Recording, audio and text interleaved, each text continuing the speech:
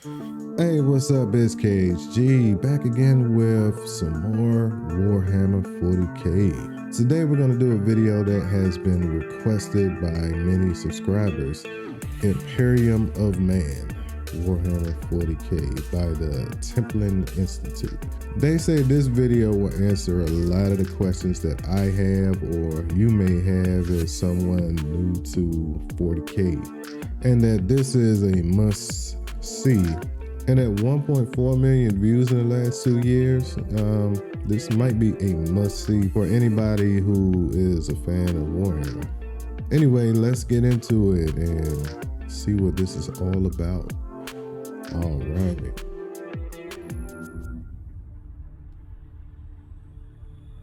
The Imperium of Man.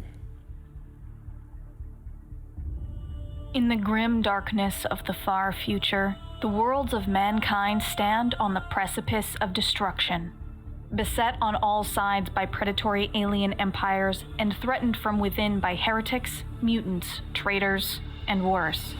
Yet even in this dying galaxy, in a time when peace has been forgotten and every hope seems lost, there stands a great bulwark between humanity and that which would destroy it. Wow. It is a power of unimaginable scale, in command of inexhaustible armies that hold back the eldritch terrors that await beyond.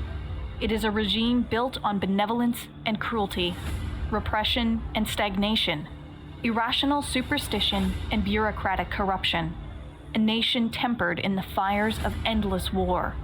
It is the 41st millennium, and rising from the light of ancient Terra stands boldly the great work of the Emperor, the Imperium of Man. It is commonly said that the Imperium presides over 1 million worlds, but the truth is far less simple. Every year its dominion waxes and wanes as new systems are colonized or conquered, and lost worlds are brought back into the fold, while elsewhere across the galaxy, planets are isolated and lost, taken by Xenos or brought to ruin by rebellion. The Imperium carries on only through the weight of its own immensity, ever expanding and ever declining. To think of it then as a single realm of defined borders and united territories is a fallacy. Against the enormity of the universe, even the Imperium is spread thinly, and its worlds might be separated by hundreds or even thousands of light years. Planets within the Imperium are separated as much by technology as distance. Even within a single system, one world might be home to advanced industries and enriched with great wealth brought about by interstellar trade, while another might exist in squalor, its medieval population worshipping imperial administrators as divine emissaries. This disparity is as much by design as by circumstance.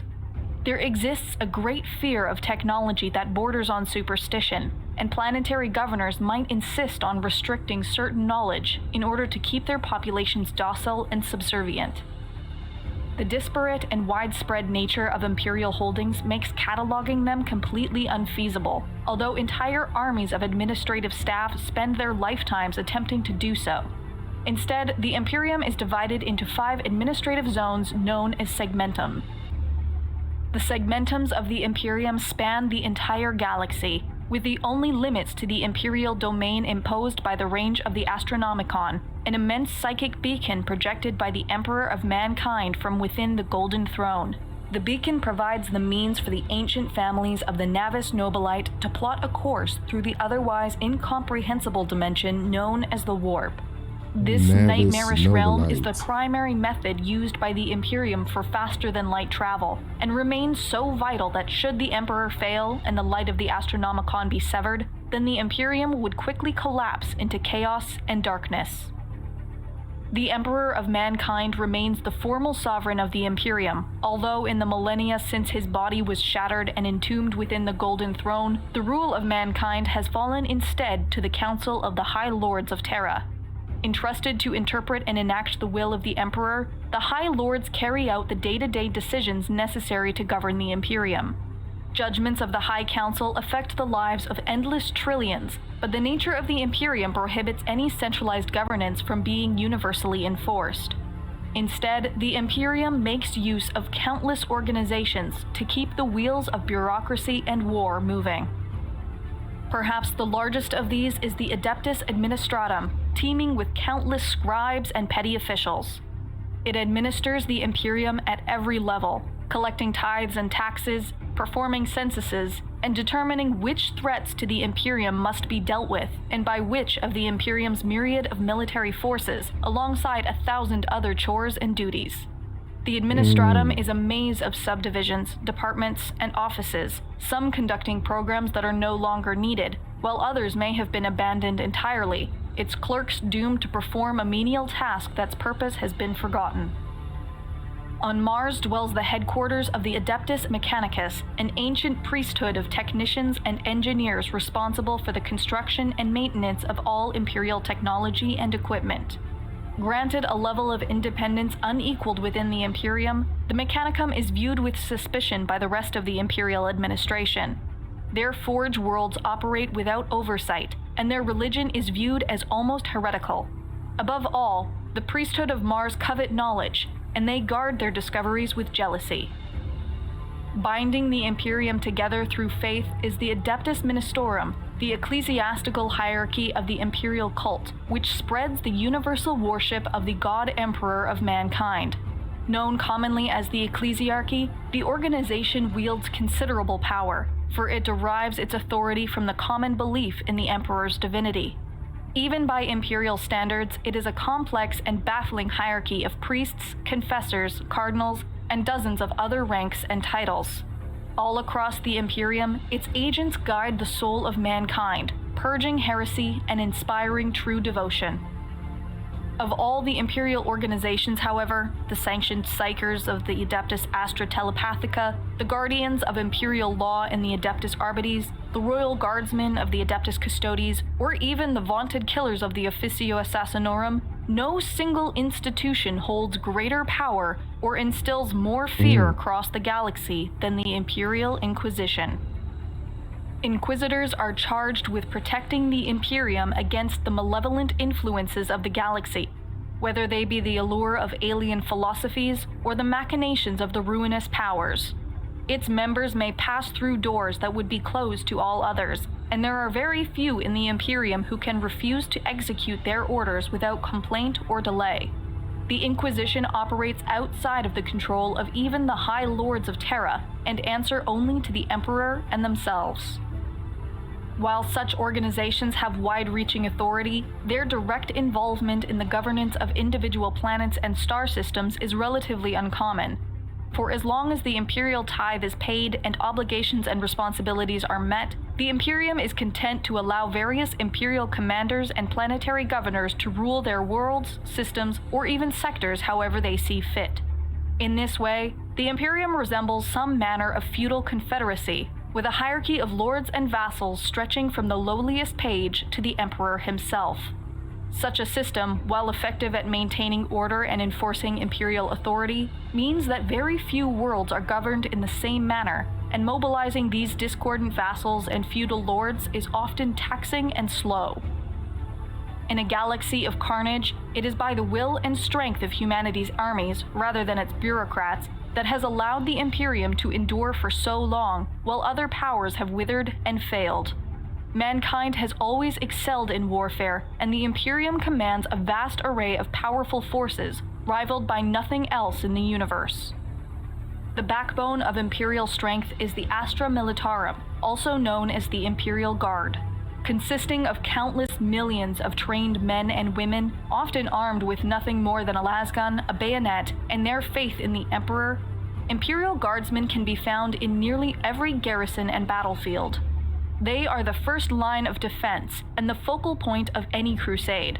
While the Imperial Guard musters countless armies, certain worlds have won great acclaim across the Imperium for the quality of their soldiers and the heroics of their regiments, their deeds and commanders entering the Imperial pantheon of legends. It is the superhuman Adeptus Astartes who have come to symbolize the might of the Imperium, however. Elite warriors gifted with immense strength, size, resilience, and intellect. These space marines have inherited the traditions of the Emperor himself, and are one of the few forces available to the Imperium that can rapidly respond to a developing threat. The Astartes are divided between roughly 1,000 chapters, each with their own storied history and proud traditions. Though few in number, a squad of Space Marines can turn the tide of battle, while an entire chapter can shift the balance of a war. In space, the Imperium calls upon the great war fleets of the Imperial Navy. The starships it operates are legion, ranging from single-man fighters and bombers to ancient battleships capable of terrible displays of destructive power. In addition to its armadas, the Navy also operates colossal space stations, great ports, and distant anchorages, always at the ready to deliver the forces of humanity to the next grand battle zone. The enemies of the Imperium are simply too many and too varied for any single organization to effectively combat, and there exist a great many specialized orders and detachments used in only the most specific or dire circumstances. The Grey Knights, the Death Watch, the Orders Militant of the Adepta Sororitas, the Skitarii Legions, and Collegia Titanica of Mars. The forces of the Imperium are as innumerable as their foes, and it is only through their ceaseless vigilance that the Imperium is sustained. In spite of its unlimited military potential, during extreme circumstances when the price of retaking a world is simply too high, or the risk of spreading mutation, disease, or heresy too great, the highest authorities in the Imperium can order Exterminatus. Through orbital bombardment, virus bombs, cyclonic torpedoes, or other instruments of extermination, a planet's biosphere is completely destroyed, along with all life on it. This terrible order is rarely given, and only as a last resort. If the Imperium has ever known an age of peace, then it is an era long forgotten. It was in war that the Imperium was founded, and through war it has endured. In the 30th millennium, from the terrors of the Age of Strife, when anarchy, war, and destructive technological regression brought man to the edge of extinction, there arose the Emperor. He served as a guiding hand that brought man back from the brink and ushered in a new golden age for all of humanity. Using his legions of Thunder Warriors, the ancient precursors of the Space Marines, global order was restored across Terra, and once again the planet became a hub of unceasing activity, production, and planning. Aligning himself with the tech priests of Mars, the Emperor and his legions set off across the galaxy in search of the Primarchs, 20 beings of extraordinary power crafted from the Emperor's own genetic material. Seized and hidden by the dark gods of chaos, over time each Primarch was found, and they joined the Emperor's Great Crusade as his most capable commanders, diplomats, and warriors. Thousands upon thousands of human worlds were liberated and united under the Imperium, but in this moment of triumph, as the Emperor worked in secret to bring about his greatest gift to mankind, the galaxy descended once more into chaos and war. War Master Horus, the favored son of the Emperor and greatest of his generals, was manipulated by the dark gods of chaos, and together with 9 of his brothers, split the Imperium in 2. When the Horus Heresy finally came to an end after 9 years of civil war, the traitor legions had been beaten and Horus slain. But the effort had laid waste to much of the Imperium, and the Emperor, mortally wounded in his last great confrontation with Horus, was sealed inside the Golden Throne, now physically broken with only his immense psychic will remaining. In the millennia since, the dream of the Emperor has wilted and died. The promise of knowledge and understanding has been replaced by ignorance and fear. Endless war is now the purpose of the Imperium, and each century brings grave new threats and short-lived triumphs. Orc warbands spread unchecked across the stars. Tyrannid hive fleets circle the galaxy like predatory sharks, all while ancient and young races alike work to usurp the Imperium's position of superiority. Even the light of the Astronomicon has begun to flicker and fade.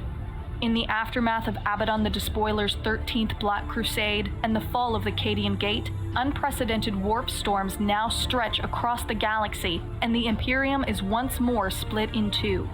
Traitor legions and alien armies besiege countless worlds. Entire sectors have disappeared into the abyss, and few dare speculate what nameless horrors run rampant in the weakened and isolated corners of the galaxy.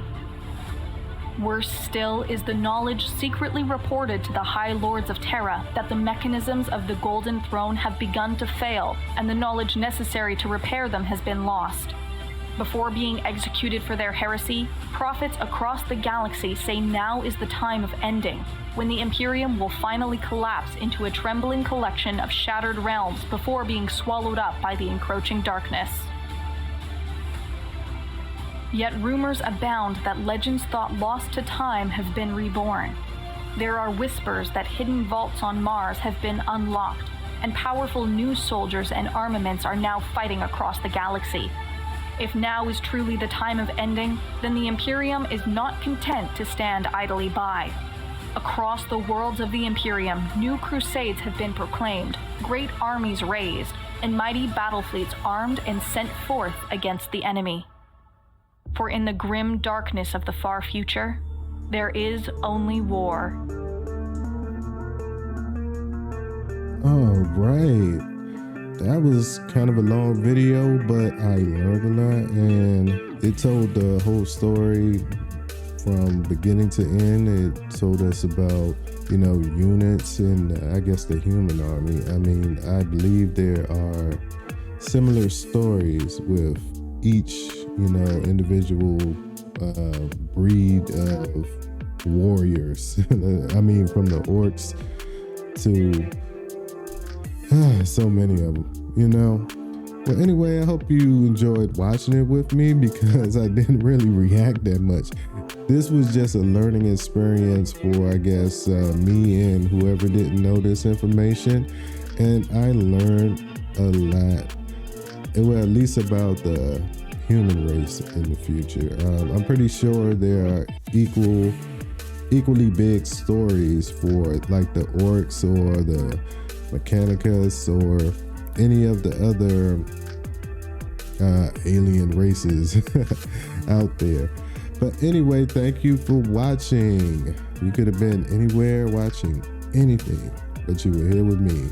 So I thank you. Till next time, I'm KHG. Peace. That was enlightening. That was very enlightening.